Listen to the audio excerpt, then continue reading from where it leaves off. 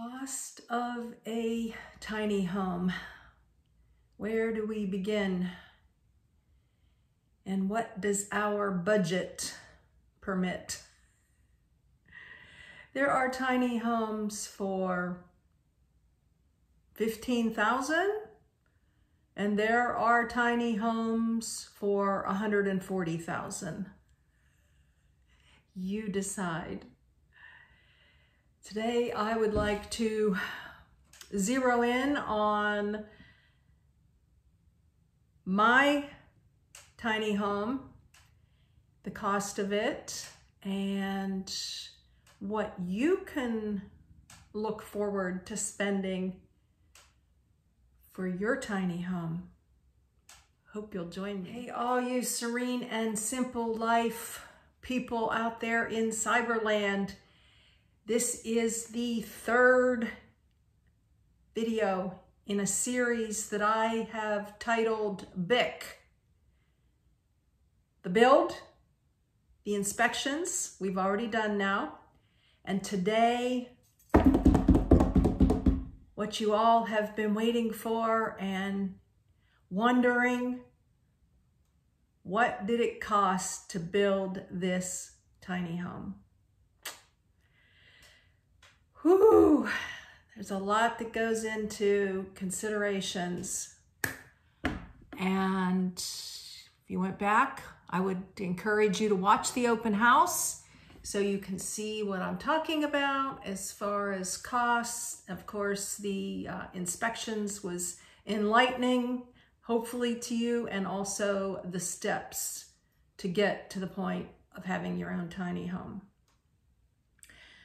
Before we get started, I do want you to know that I considered many avenues, got many quotes, and truly it's going to be what materials you decide, what state you live in. I mean, if you're buying materials in California, they're going to be a whole lot more expensive than if you were buying materials in rural West Virginia. Just saying. And I am going to give you a general range of costs.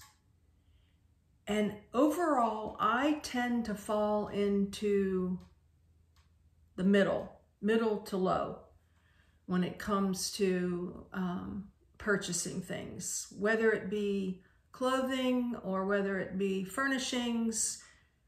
And now my tiny home, if there's something out there for $140,000 and there's something out there for $15,000, I'm gonna find my way to the middle of the road. That's just how I roll. I have lots of notes, and I broke this down into 5 major components for a tiny home cost analysis. I would encourage you now to stop the video, get your BIC, whether that be a pen or a pencil, get you a little notebook that you've already started, right? You got a notebook with all your notes of the previous 2 videos, which were the inspection and the steps. And now you can take some notes on cost and what you might expect. I also have to tell you that lots of surprises, you know, what people are building now, the prices come down a little bit, not much. 2 years ago, skyrocketed, you know, during that whole mess, really skyrocketed. My last tiny home, they even put like a 10% upcharge on all the wood because of the fluctuation.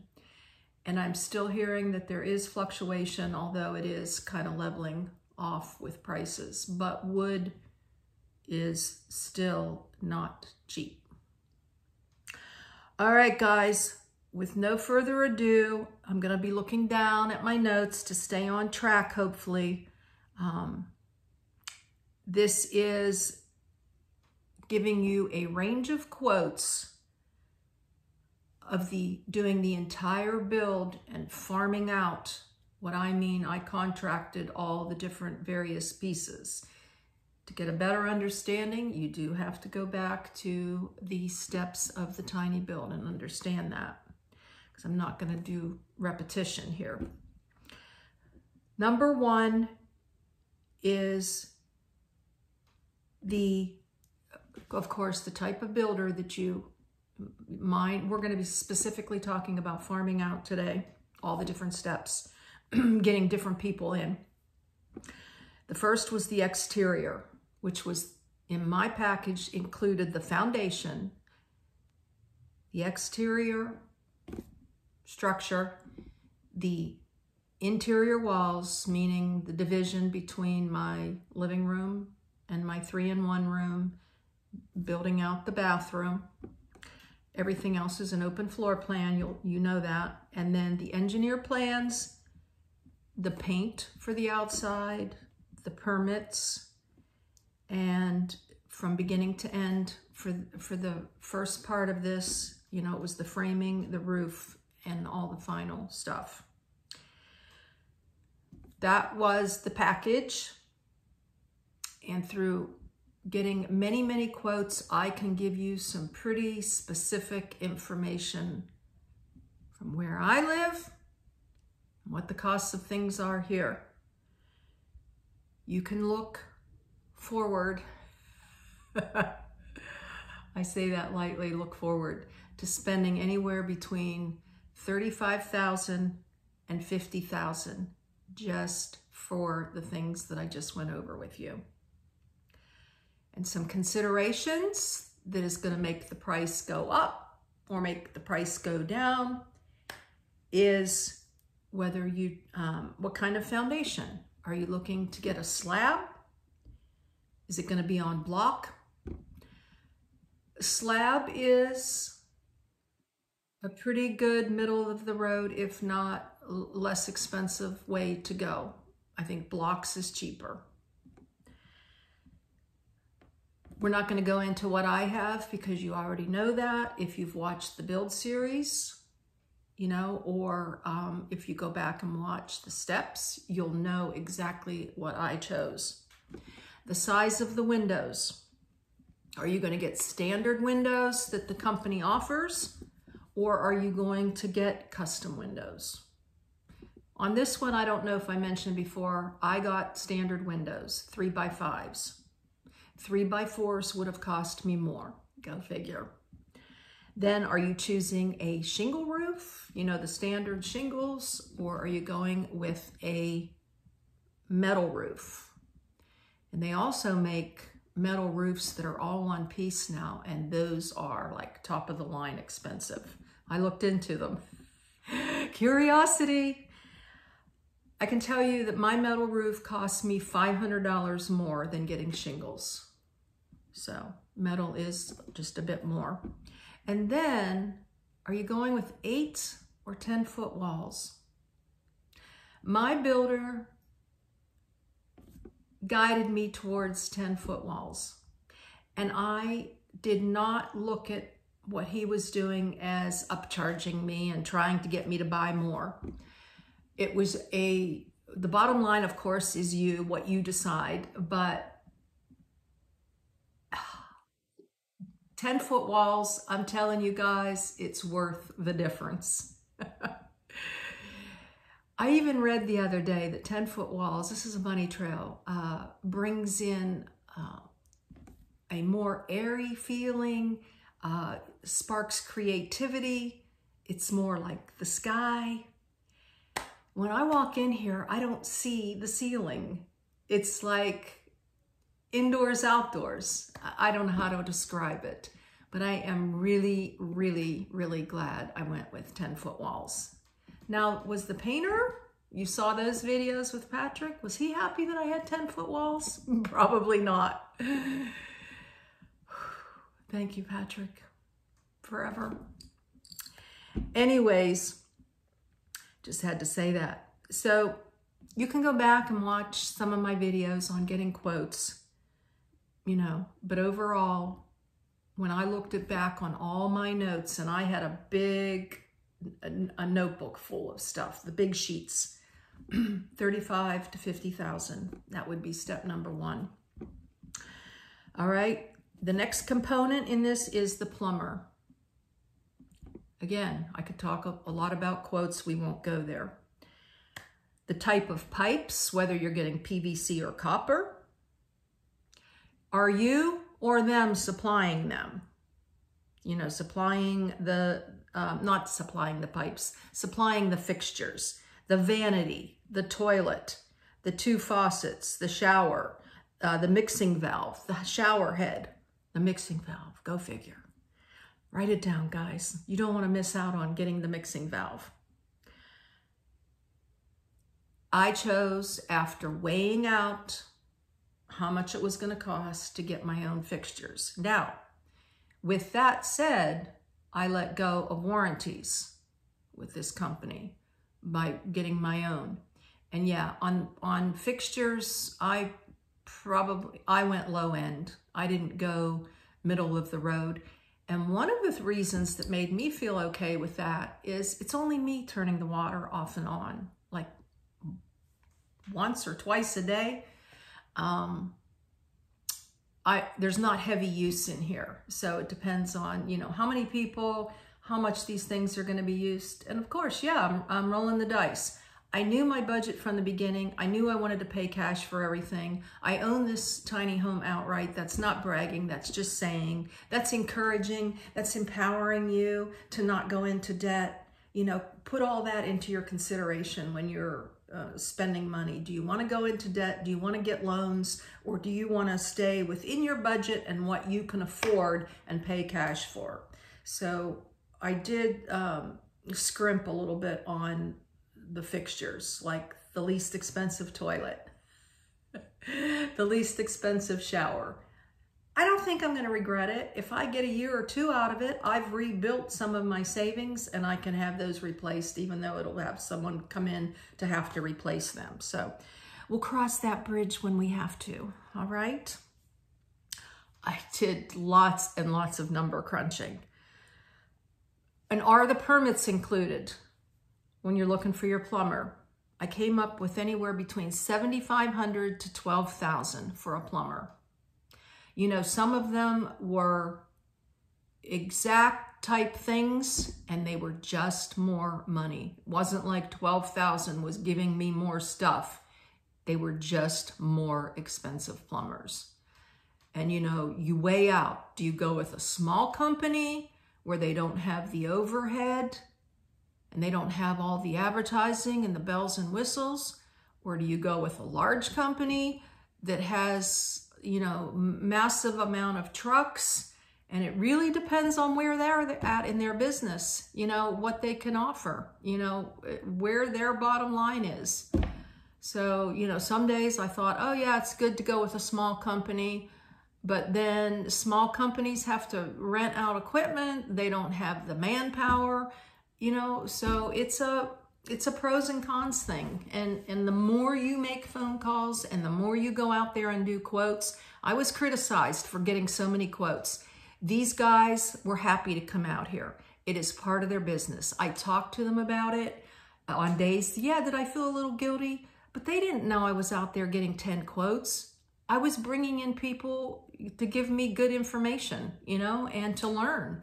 And so if you have the time and you want to spend the, you know, the extra to find out where your budget, where it's most going to fit for you, then go for it. I learned a lot of stuff. All right, into number 3 in these components is the electrician. I did a video with all the quotes telling you how I negotiated. So we won't go there too far, except in my quotes, they were anywhere from $4,500 to $8,000. I got 2 quotes that were virtually the same, and I liked both of the people. Now I had to determine, who do I go with? And I went with the guy that I had out here a couple times before, and I said, hey, this other company, it was a little different. This other company was gonna install the ceiling fans. The first company that I went with They're like, no, we don't install ceiling fans. Well, I came back to him and I said, hey, I am really considering you guys. And people can tell when you're sincere, but they're willing to put up ceiling fans. I'm a single lady. That's a big deal to me. So they put up my ceiling fans, and they also gave me a 35 amp box. So that was another thing. You know, you're meshing your quotes, you're looking pros and cons. Who do I go with? Their timing, that's another thing. How far out are they? Are they 2 months out?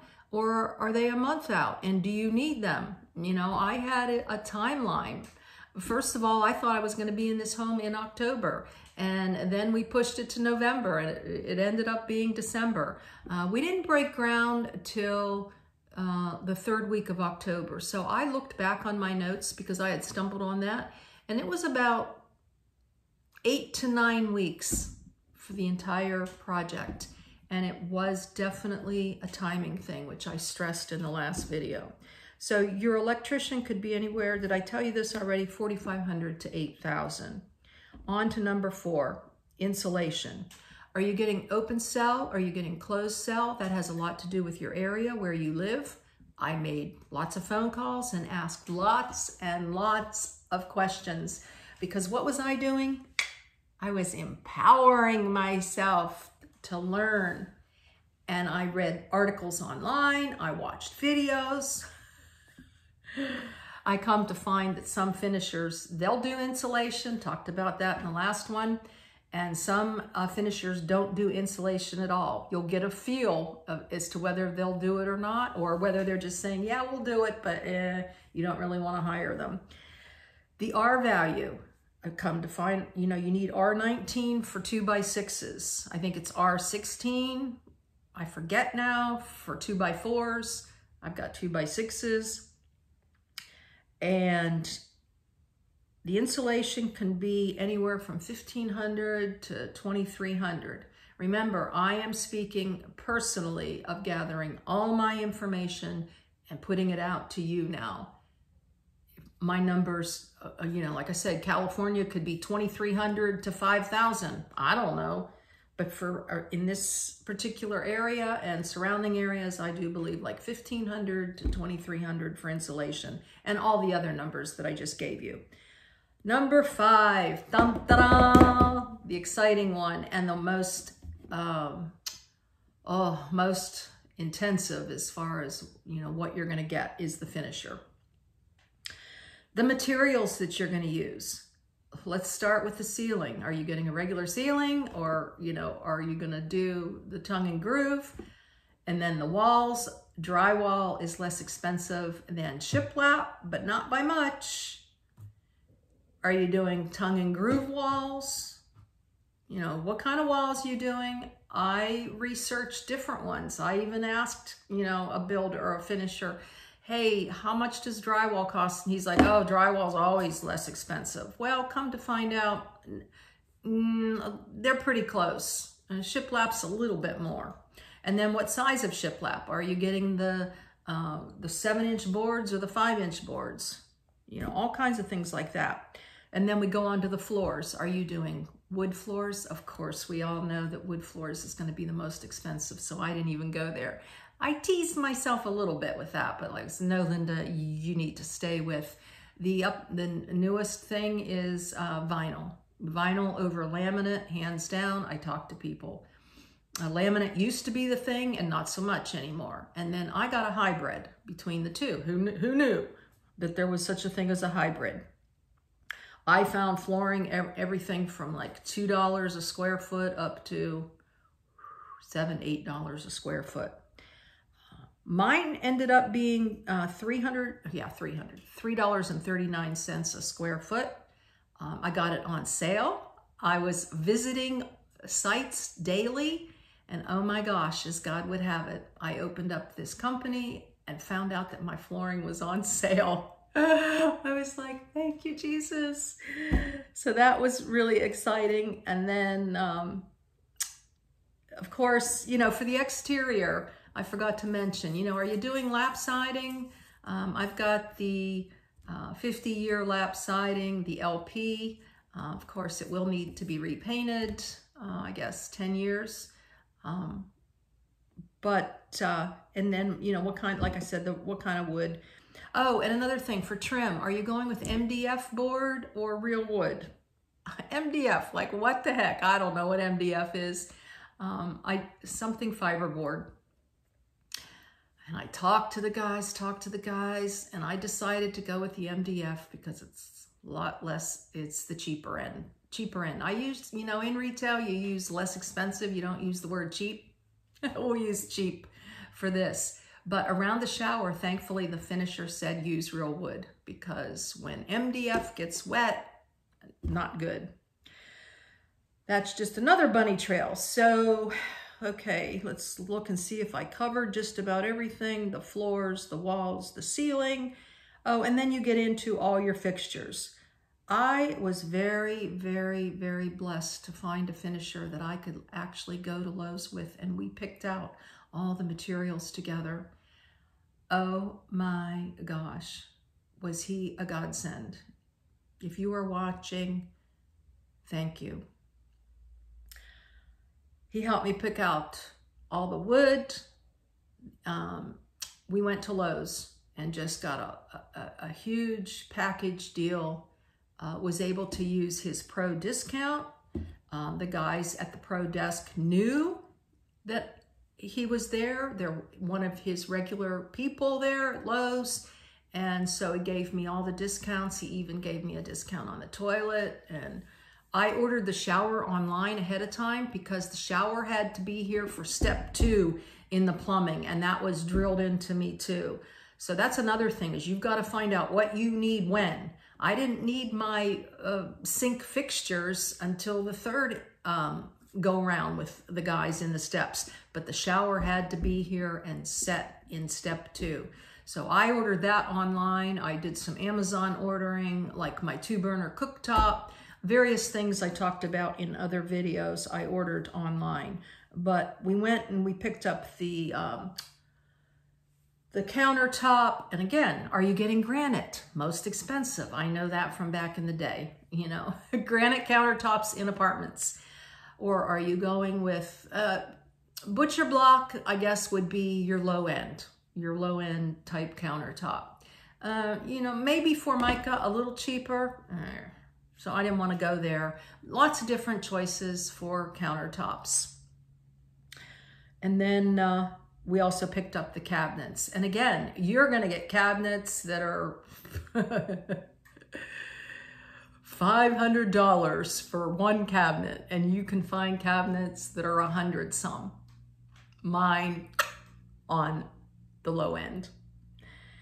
So overall, your finisher can be anywhere from, I would say, $6,500, and that's really on the low end, to $14,000 for the things that I chose.